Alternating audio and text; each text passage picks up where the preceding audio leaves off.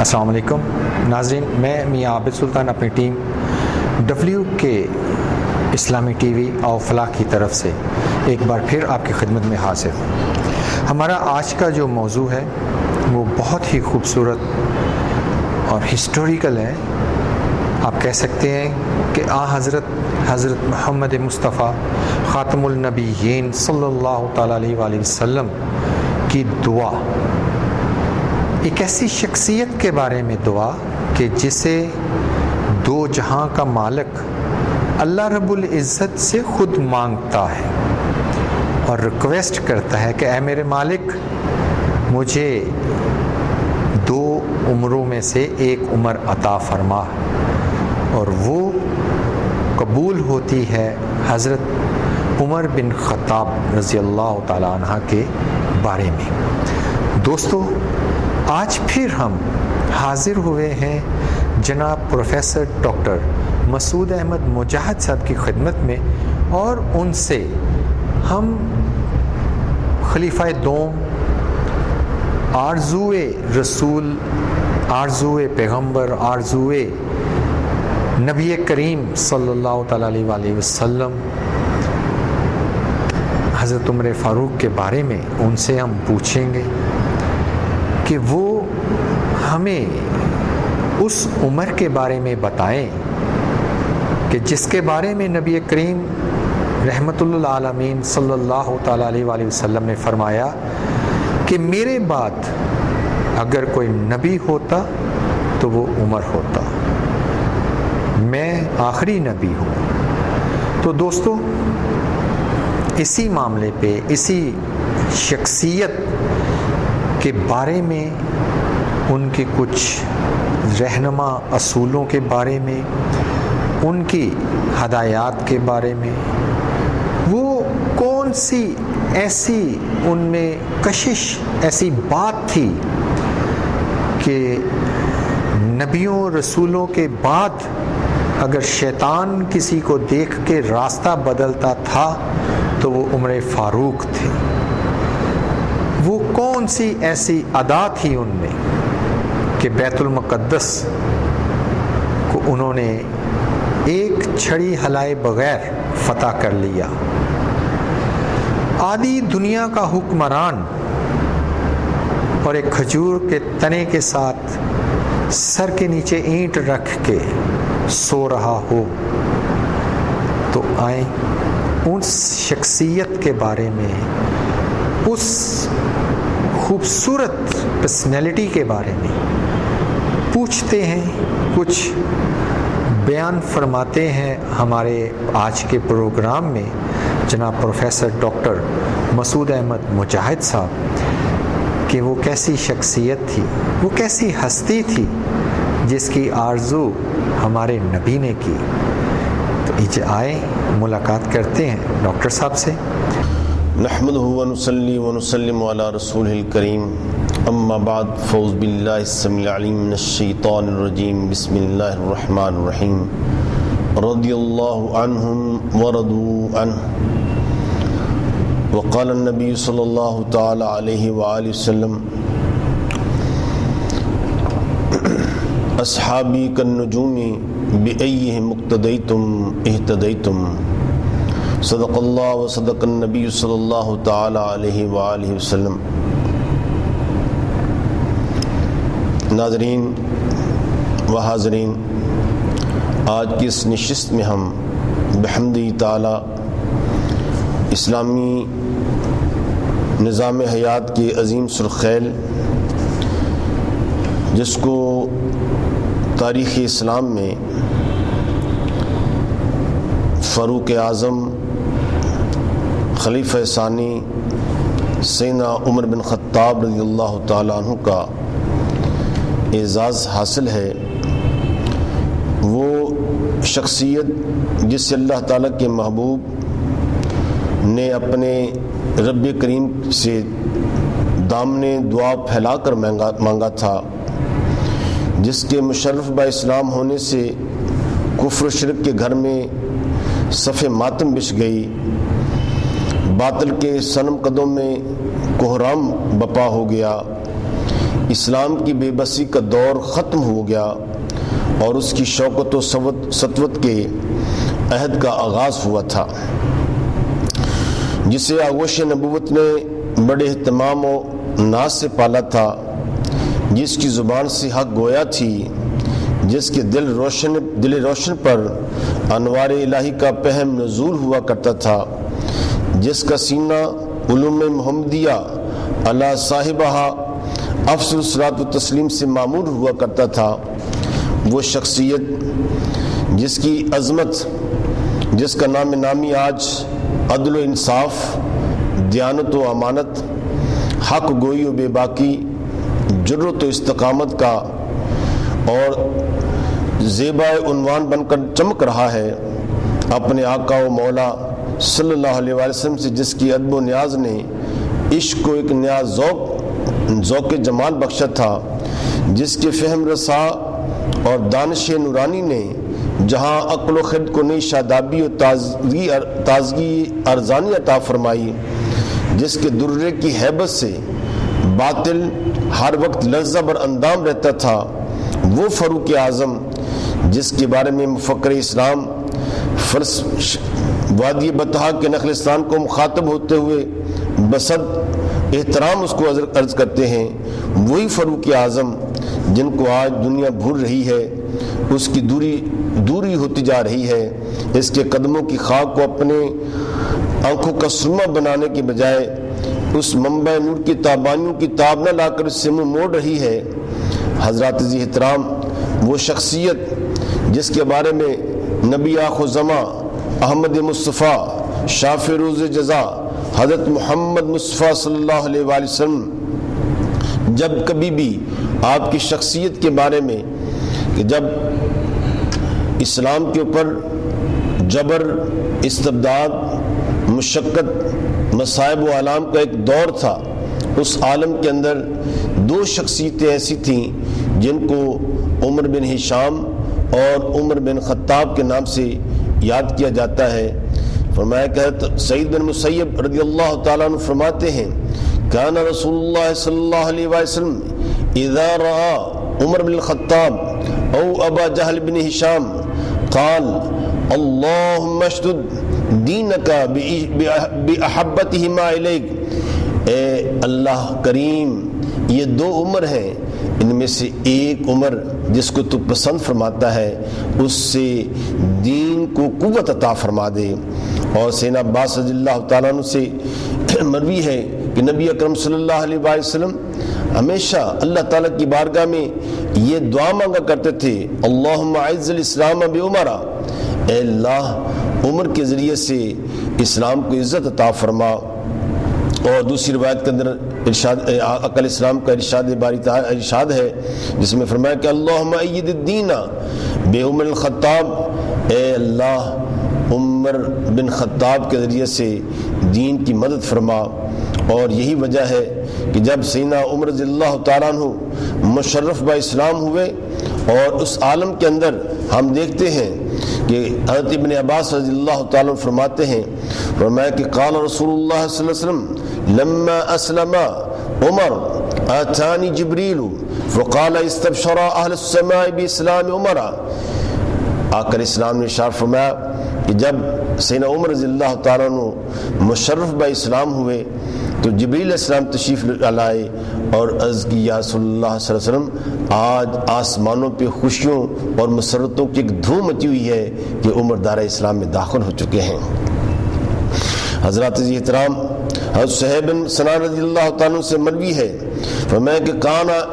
اسلام عمر، اس عمرہ حضرت عمر رضی اللہ تعالیٰ کا اسلام یہ ہمارے لیے فتح و کامیابی کا سبب بن گیا۔ وکانت ہجرتہ نصرا، اور حضرت عمر رضی اللہ تعالیٰ کی ہجرت ہماری کامیابی، نصرت و کامیابی۔ وکانت امارتہ رحمت، اور سیدنا عمر رضی اللہ تعالیٰ کی امارت یعنی آپ کی خلافت یہ اللہ تعالیٰ کی رحمت کا سبب بن گئی۔ لقد رأیتنا ما نستطیع ان نصلی بالبیت، اور ہمارا یہ عالم تھا کہ ہم بیت اللہ شریف کے اندر آزادی کے ساتھ نماز ادا نہیں کر سکتے تھے۔ فرمایا کہ حتی اسلام عمر، جب حضرت عمر رضی اللہ تعالیٰ عنہ نے اسلام قبول فرمایا تو فرمایا کہ قاتلہم حتی ترکو فصلینا، عمر رضی اللہ تعالیٰ عنہ کی ذات نے ان کے ساتھ جنگ و لڑائی کی اور ہم کو چھوڑ دیا گیا اور ہم آزادی کے ساتھ وہاں مسجد حرم کے اندر بیت اللہ شریف کے اندر نماز ادا کرنے کی اعزاز ہمیں کو حاصل ہو گیا۔ اور مشہور واقعہ آپ جیسے عزیزان گرامی آپ جانتے ہیں کہ جب سیدنا عمر رضی اللہ تعالیٰ عنہ کی ذات دار اسلام میں داخل ہوئے، دار ارقم میں ایک بہت بڑی صدا بلند ہوتی ہے اور اس صدا کے اندر آپ دیکھتے ہیں مکہ کی فضا گونج اٹھتی ہے، در و دیوار ان کے اندر صدائے تکبیر اللہ اکبر گونج اٹھتی ہے، تو لوگ ورطہ حیرت میں ہوتے ہیں کہ آج کیا ہو گیا ہے۔ میں کہ اسی اثناء کہ عمر رضی اللہ تعالیٰ عنہ باہر تشریف لاتے ہیں دار ارقم سے اور سیدھا بیت اللہ شریف کے اندر چلے جاتے ہیں، اس سے پہلے تمام کے تمام 6 سال کی عمر کے مدت میں صرف 40 مسلمان ہوئے تھے، دار اسلام میں داخل ہوئے تھے، لیکن جب عمر رضی اللہ تعالیٰ کی ذات دار اسلام میں داخل ہوئے، فرمایا کہ عمر کی یہ غیرت اور ایمان گوارا نہیں کرتا ہے کہ وہ ایمان لائے، اسلام لائے اور اس کو چھپا کے رکھے، مکہ مکرمہ میں حاضر تشریف لاتے ہیں اور حتیم کعبہ میں کھڑے ہو جاتے ہیں اور آواز دیتے ہیں، اے لوگوں، جو شخص اپنی بیوی کو بیوہ کرنا چاہتا ہے، بچوں کو یتیم کرنا چاہتا ہے، یہ اپنے یاد رکھو کہ عمر آج اعلان کر رہا ہے کہ وہ دار اسلام، اس نے اسلام کو قبول کر لیا ہے، میں چھپ کر نہیں بلکہ اعلانیہ طور پر تم کو بتانا چاہتا ہوں کہ اللہ تعالیٰ کی ذات نے مجھے اسلام کی عظیم نعمت آقا علیہ السلام کے دست اقدس سے نصیب فرما ڈالی ہے۔ یہ تو وہ چند باتیں تھیں جس کے بارے میں ہم جانتے ہیں کہ یہ آپ کا ابتدائی سیدنا عمر رضی اللہ تعالیٰ کی ذات کی عظمت، ان کے بارے میں سپرنگر، مائیکل ہارٹ، غیر مسلم ہسٹورین جس انداز کے ساتھ آپ کو خراج تحسین پیش کرتے ہیں، آپ اس کا اندازہ نہیں کر سکتے ہیں کہ آپ کی دور حکومت کے اندر ایک ایسے حکمران، ایک ایسا عادل، یعنی کہ حکمرانوں کے اندر آپ دیکھتے ہیں کہ ایک شخصیت ہوتی ہے، اس کے اندر عدل ہوتا ہے تو ساتھ جبر بھی آ جاتا ہے، زہد و تقوی ہوتا ہے تو اس کے اندر انصاف کی کمی واقع ہو جاتی ہے، لیکن کمال عظمت ہے تمام کی تمام، جو ایک ایسے رول ماڈل حاکم کے اندر جو چیزیں اللہ تعالیٰ کی ذات نے جس چیز کو ودیعت کیا تھا، وہ دنیا کے اندر ایک ایسا رول ماڈل حکمران اگر مل سکتا ہے تو انبیاء علیہ السلام کے بعد جو سیدنا عمر رضی اللہ تعالیٰ کی ذات ہے۔ اور آپ دیکھتے ہیں کہ مائیکل ہارٹ نے اس کو دی ہنڈریڈز کے اندر آپ دیکھتے ہیں کہ 5ویں نمبر پر دنیا کی عظیم شخصیتوں میں شمار کیا ہے، اور یہ کہا کہ یہ وہ شخصیت ہے کہ جنہوں نے انسانیت کے لیے، انسانی فلاح کے لیے، نہ صرف انسانی حقوق کے لیے بلکہ جانوروں، درختوں اور جتنے بھی مخلوقات ہیں ان کے لیے ایک رہنما اصول متعین کر دیے۔ اور یہی وجہ ہے کہ آج یورپ کے اندر بھی اور مغرب کے اندر بھی آج جتنے جو قانون کہ جب ان کے ہسٹورین کی ہم تاریخ کو دیکھتے ہیں تو اس ہسٹورین کی تاریخ میں عزیزان من میں حیران ہو جاتا ہوں۔ یورپ کو اور UK کے اندر جا کر میں نے دیکھا کہ وہاں پہ اس نئی نسل کو کوئی پتہ نہیں ہے، لیکن عمر لاز جس کے اندر تاریخ انسانیت کا ایسا سنہری دور، گولڈن جو ایج کہلاتا ہے، جس میں تمام انسانوں کو، جانوروں کو، شجر کو، حجر کو اور تمام پرندوں کے بارے میں جو قانون مرتب کیے گئے، اور دنیا کا بہترین ایک ایسا ایرا، ایک ایسا دور ہے، ان کو اپنے دور کے اندر، آج کے دور کے اندر ہم دیکھنا چاہتے ہیں تو وہ یورپ کے اندر وہ تمام کے تمام احکامات نافذ ہیں۔ اس لیے آج دیکھتے ہیں وہاں پہ امن ہے، سکون ہے، آشتی ہے، دوسروں کے حقوق کا احترام کیا جاتا ہے، انسانیت کا احترام کیا جاتا ہے، اور یہی سب سے عظیم اسلام کی جو عظمت ہے، جو حضرت عمر رضی اللہ تعالیٰ عنہ نے جو اسلام کا جو پریکٹیکلی جو ایک فکر ہے جو پہلے حضور علیہ السلام کے دور کے اندر تھیوری، حضرت ابوبکر صدیق رضی اللہ تعالیٰ عنہ کے دور مبارک کے اندر مشکلات، بڑے اختلاف اور انتشار کا جو وہ دور حکومت گزرتا ہے، لیکن سیدنا عمر رضی اللہ تعالیٰ عنہ کی تاریخ کو ہم دیکھتے ہیں کہ آپ کا 10 سالہ دور حکومت نہایت ہی اطمینان اور اسلامی احکام کی اصل میں وہ ثمر بار ان کو دیکھنا چاہتے ہو تو سیدنا عمر رضی اللہ تعالیٰ عنہ کا دور آتا ہے کہ جس کے اندر اسلام ایک پریکٹیکلی طور پر دنیا کے سامنے ایک نظام کے طور پر پیش ہوا۔ اس میں آپ بہترین حکمران کی حیثیت سے آپ کی اولیات میں جو سب سے اہم ترین جو بات آتی ہے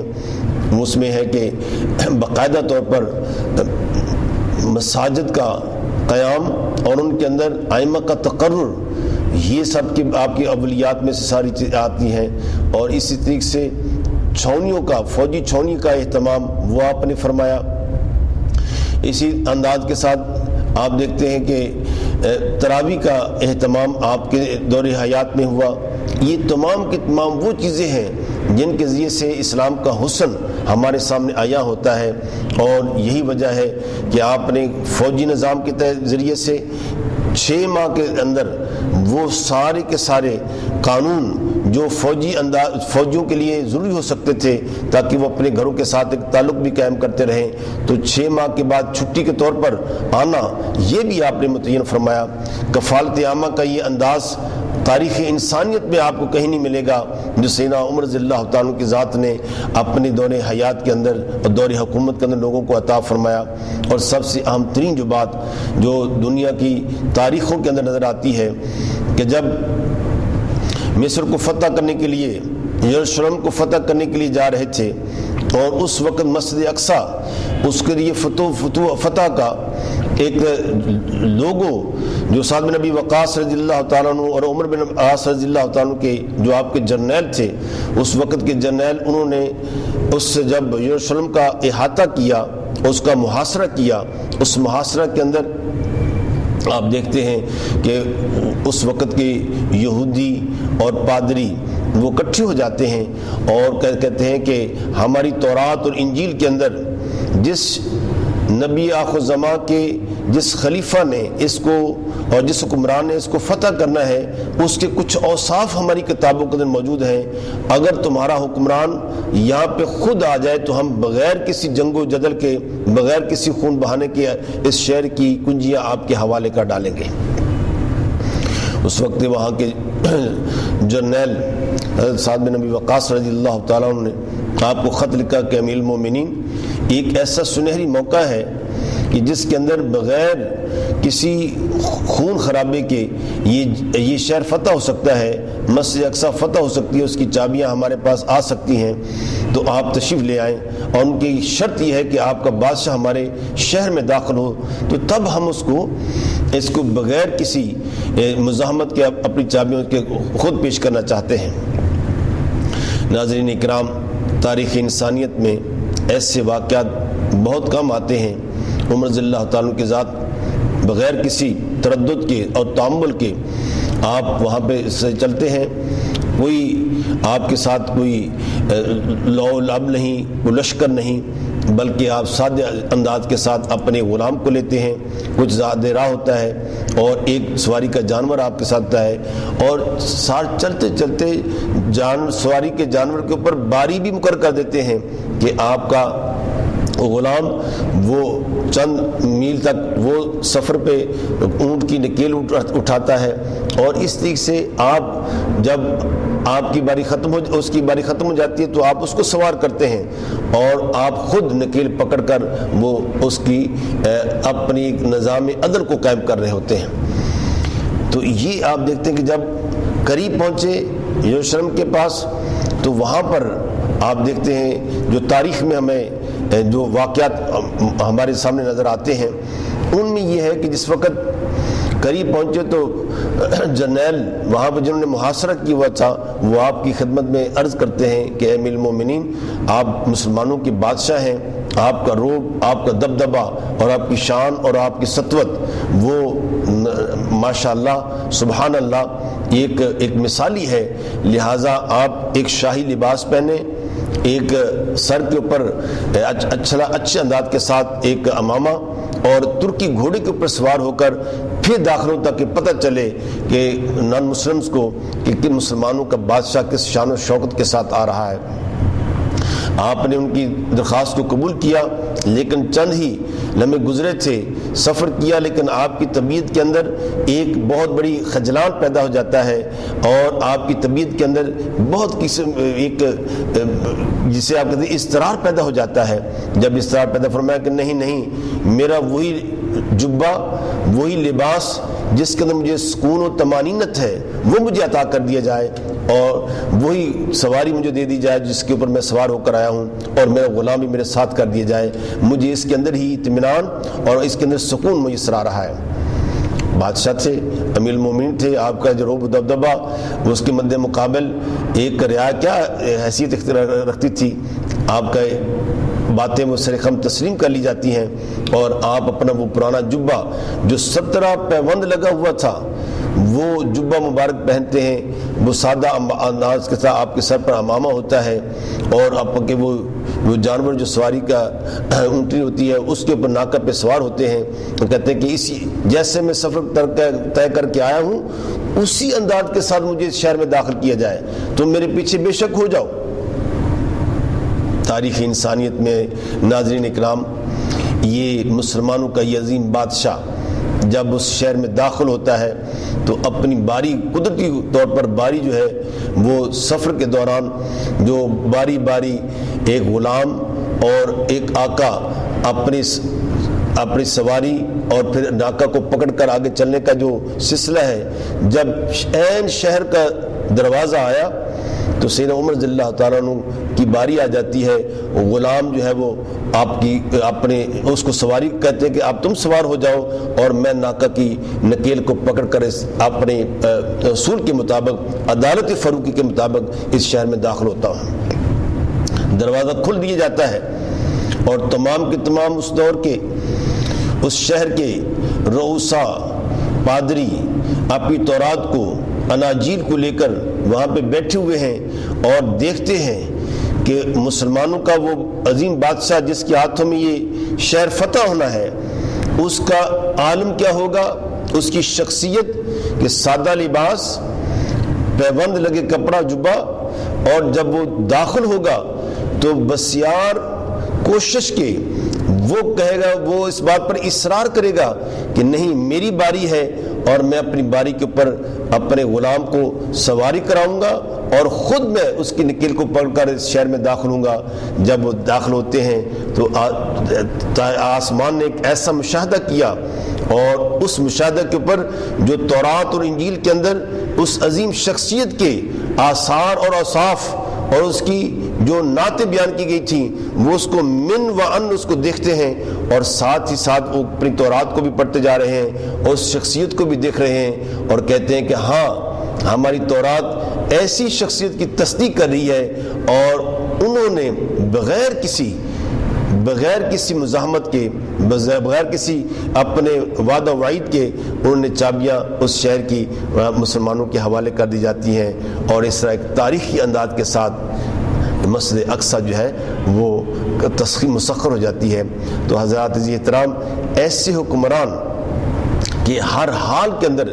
جیسے بھی ہوں لیکن اپنی اوقات کو وہ نہیں بھولتے ہیں، ایسے ہی آپ دیکھتے ہیں کہ سیدنا عمر رضی اللہ تعالیٰ عنہ کی ذات ایک مرتبہ خطبہ دے رہے تھے، خطبہ کے دوران آپ کے دل میں ایک خلش، ایک ایسا تھوڑا سا ایک فوقیت کی کیفیت پیدا ہوئی کہ آپ نے فرمایا کہ عمر اتنی رعایا کا تو نگہبان اور سربراہ بن چکا ہے، تیرے سامنے کتنے فارس کے اور روما کے جو لوگ ہیں وہ آپ کے روب و دبدبہ سے لرزہ بر اندام ہوتے ہیں، لیکن جو ہی خیال آیا تو اپنے نفس کی اس رعونیت کو اور اس کو مذمت کرنے کے لیے دوران خطبہ ہی کہا کہ عمر تم اپنی اوقات کو تو پہچانو، تو وہی ہے کہ اپنی خالہ کی بکریوں کو چرانے کے لیے تو سوکھی کھجوروں کا معاوضہ طلب کیا کرتا تھا، وہی عمر ہے کہ شام کے وقت تمہاری خالہ وہ اس بات پر مصر کرتی کہ میری بکریوں کو جب تک پورا نہیں کرو گے تمہیں کھجوروں کا شکل میں معاوضہ نہیں دیا جائے گا۔ لیکن آج یہ نگاہ مصطفیٰ کا یہ اعزاز اور اعجاز ہے کہ کل تک تو بکریاں پوری اور چرا نہیں سکتا تھا، ان کو کنٹرول نہیں کر سکتا تھا، آج کیسر و کسریٰ کے جتنے بھی اتنے مربع میل کے اوپر جو جتنے بھی انسان ہیں ان پر تو وہاں پہ حکومت کر رہا ہے۔ تو یہ اعزاز اللہ تعالیٰ کی ذات نے ایسے ہمارے حکمران کو عطا فرمایا۔ حضرات عزیز احترام، سیدنا عمر رضی اللہ تعالیٰ عنہ کی شخصیت کے بے شمار گوشے ہیں، اور ان گوشوں میں جب ہم دیکھتے ہیں کہ سیدنا عمر فاروق رضی اللہ تعالیٰ عنہ، ان کا اہل بیت کے ساتھ کیسا تعلق، کیسی محبت اور کیسی ان کے لیے اپنی جان سوزی کا اظہار کیا کرتے تھے۔ ان میں مشہور واقعہ جو اہل بیت کے ساتھ محبت کا ایک حسین امین ہمیں نظر آتا ہے، وہ یہ ہے کہ ان ابی جعفر علیہ السلام لما قدمت بنت زجدر علی عمر، کہ جب حضرت عمر رضی اللہ تعالیٰ کے دور کے اندر ایران جب فتح ہوتا ہے تو شہنشاہ ایران کی بیٹی وہ دربار فاروقے میں آتی ہے، مال غنیمت تقسیم ہوتا ہے اور کسریٰ کے کنگن بھی آتے ہیں۔ سیدنا عمر رضی اللہ تعالیٰ کا دور ہے اور وہ پرانی آقا علیہ السلام کی پریڈکشن پیش گوئی وہ پوری ہو رہی تھی، جب سراقہ وہ آقا علیہ السلام کی گرفتاری کے پیچھے انعام کی شکل میں آتا ہے، تو آقا علیہ السلام اس کو امن دیتے ہیں کہ سراقہ گھبراؤ نہیں، اگر تم آج اسلام قبول کر لو گے کل کسریٰ کے کنگن تمہارے ہاتھوں میں میں دیکھ رہا ہوں۔ عمر رضی اللہ تعالیٰ کا دور آتا ہے، وہ مال غنیمت جب آتا ہے تو کسریٰ کے سونے کے کنگن آپ اس کو اٹھاتے ہیں اور اس طرح سراقہ بن جاشم کو بلاتے ہیں، فرمایا کہ آؤ، سونا گو حرام ہے لیکن ہم آقا علیہ السلام کی اس پیش گوئی کو پورا کر رہے ہیں۔ الحمدللہ عمر کی حیات کے اندر ہی آقا علیہ السلام کی یہ پیش گوئی پوری ہو گئی، اور یہ علم نبوت جو آپ نے آج سے 6 سال پہلے آپ نے جو ارشاد فرمایا تھا، الحمدللہ وہ پوری ہو گئی ہے۔ مال غنیمت تقسیم ہوتا ہے تو یزد شہنشاہ ایران کی جو بیٹی ہے، شہر بانو جس کا نام لیا جاتا ہے، جس کا ریگزار کربلا کے اندر بڑا ذکر آتا ہے، اسی کے بطن اطہر سے سیدنا زین العابدین پیدا ہوئے تھے۔ جب ان مال غنیمت کی تقسیم کے اوپر اس بیٹی کا جب نام آتا ہے کہ اس کو کس کے حق میں کس کو ڈونیٹ کیا جائے، تو امیر المومنین سیدنا عمر رضی اللہ تعالیٰ عنہ بادشاہ ہیں، اور آپ کے بیٹے جو ہیں وہ سیدنا عبداللہ ابن عمر وہ بھی شہزادے ہیں۔ تو ایک تاریخی اعتبار سے لوگوں کی توجہ اس طرف جاتی ہے کہ یہ بادشاہ اور بادشاہ کی بیٹی اور بادشاہ کا بیٹا، وہ اس کے ساتھ اسی کے ساتھ اس کا نکاح ہونا چاہیے اور اس کو ہی دینا چاہیے۔ لیکن آپ دیکھتے ہیں کہ سیدنا عمر رضی اللہ تعالیٰ کی ذات اس کی نگاہ انتخاب اٹھتی ہے، فرماتے ہیں کہ نہیں، سیدنا عمر بے شک اللہ تعالیٰ کی ذات ان کو یہ اعزاز بخشا ہے، تو وہ خلیفہ خلافت کی اور امارت کی مسلک پر سریر آ رہا ہے، میرا بیٹا بھی اس کا اہتمام ہو سکتا ہے، لیکن میری نگاہ کے اندر اس وقت جو اگر شہزادہ ہو سکتا ہے تو نواز رسول سیدنا امام حسین امام علی مقام رضی اللہ تعالیٰ عنہ کی ذات ہو سکتی ہے۔ چنانچہ آپ فرمایا کہ یہ شہزادی اس وقت کی کچھ شہزادے ہیں سیدنا امام حسین رضی اللہ تعالیٰ عنہ کے ذات میں ان کو اس مال غنیمت کے اوپر ان کو یہ ڈونیٹ کرتا ہوں کہ ایک بادشاہ کی بیٹی ایک کائنات کے جو بادشاہ ہیں ان کے جو نواسے سیدنا امام حسین رضی اللہ تعالیٰ عنہ کے ذات ان کو وہ ہبہ کر دیا جاتا ہے۔ تو یہ اعزاز دیکھیں کہ کتنا شوق، کتنی محبت، کتنا احترام اور کتنی ان کے لیے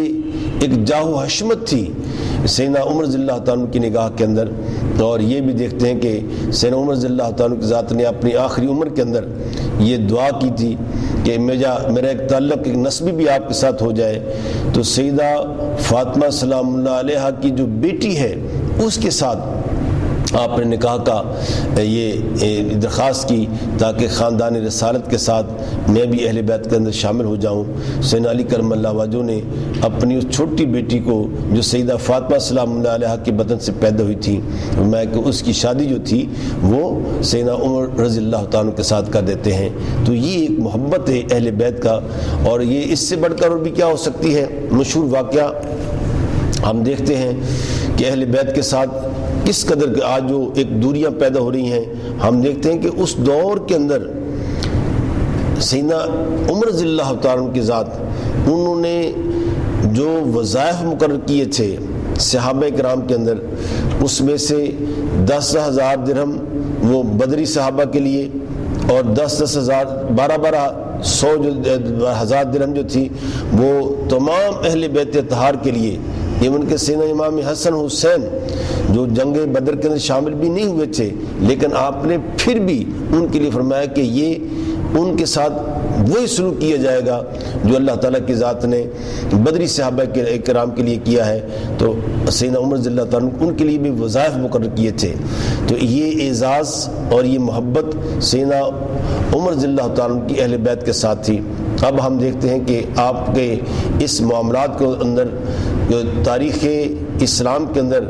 ہم دیکھتے ہیں کہ 4 خلفاء ہیں جو خلفاء راشدین کے زمر میں آتے ہیں، اور یہ 30 سالہ دور بنتا ہے نبی اکرم صلی اللہ علیہ وسلم کی حیات مبارکہ کے بعد، جو آپ نے فرمایا کہ آپ کی جو پریڈکشن جو تھی، پیشگوئی تھی کہ خلافت جو ہے علی منہاج النبوہ،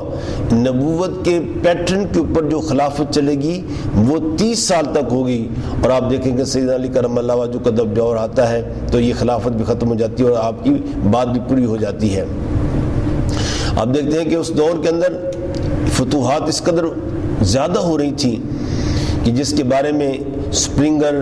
ہٹی اور نان مسلم جتنے بھی ہسٹورین ہیں ان کا یہ پیغام ہے کہ اگر حضرت عمر دا سیکنڈ کیلف عمر بن خطاب 10 سال اور زندہ رہ جاتے تو روئے زمین سے کفر کا خاتمہ ہو جاتا۔ تو اس سے آپ اندازہ کر سکتے ہیں کہ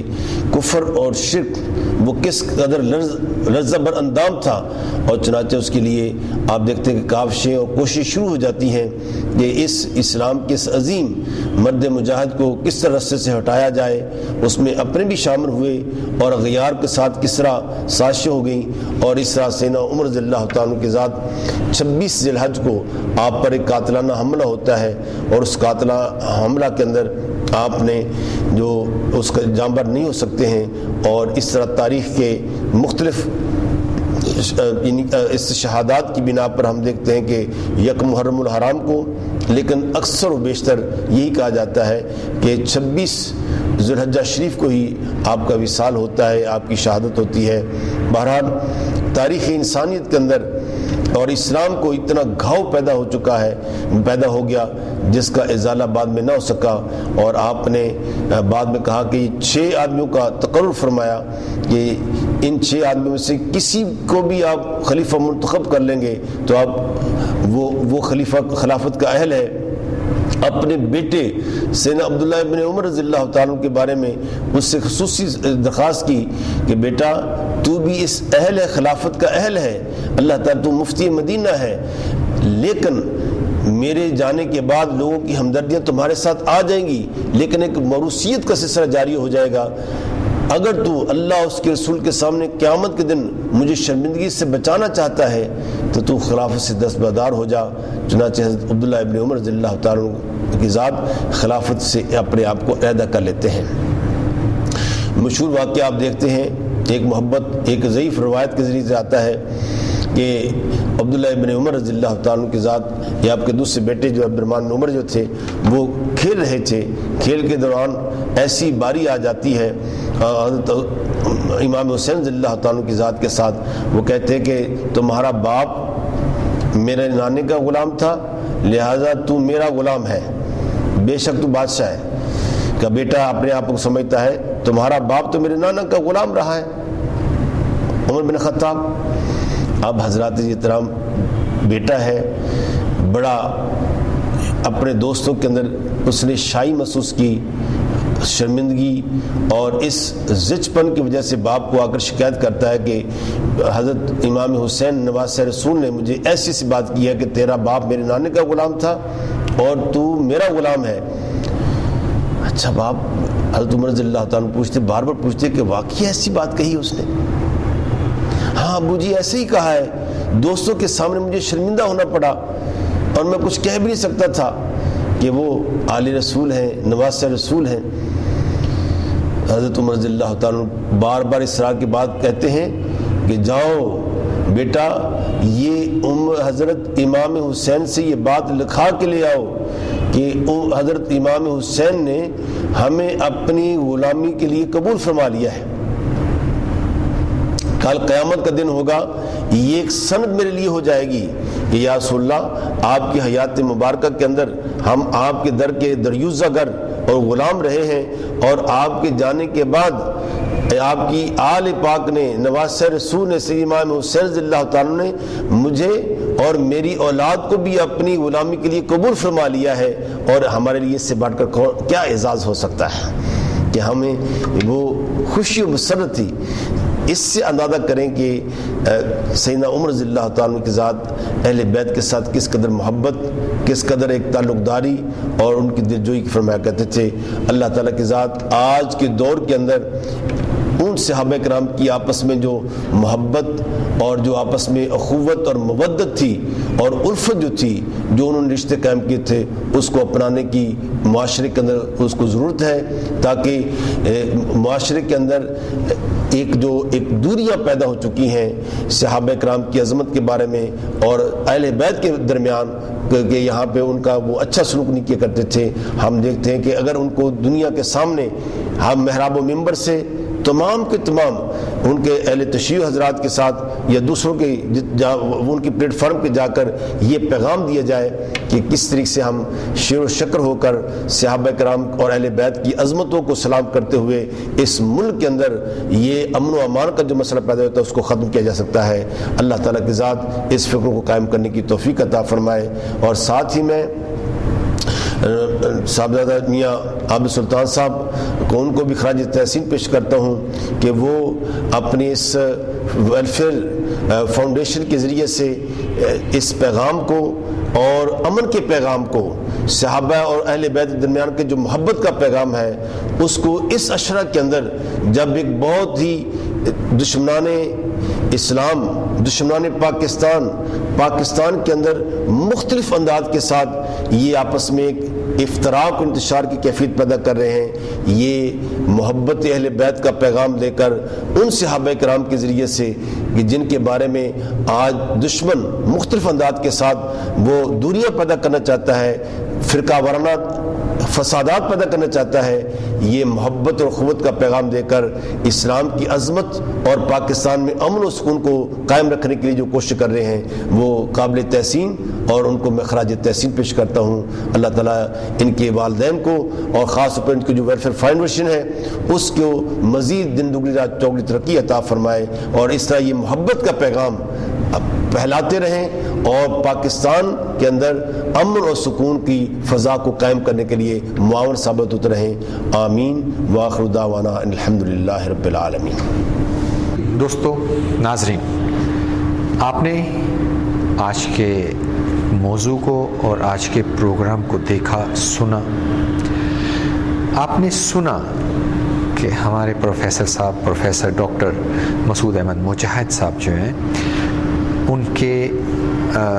جو بیان کرنے کا انداز، خوبصورت انداز اور پھر دنیا کی ایک خوبصورت بہترین پرسنالٹی حضرت عمر فاروق رضی اللہ تعالیٰ عنہ کے ان کی حالات زندگی، ان کی خلافت کے کچھ ادوار،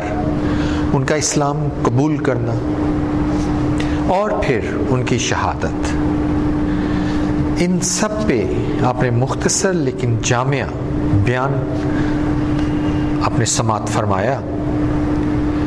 ہمیں انتظار رہے گا آپ کے فیڈ بیک کا۔ اجازت چاہتے ہیں میں میاں عابد سلطان اور اپنے کیمرہ مین علی رضا خان اور WK ٹیم کی تمام ٹیم کی طرف سے آپ سے اجازت چاہتا ہوں۔ اللہ حافظ۔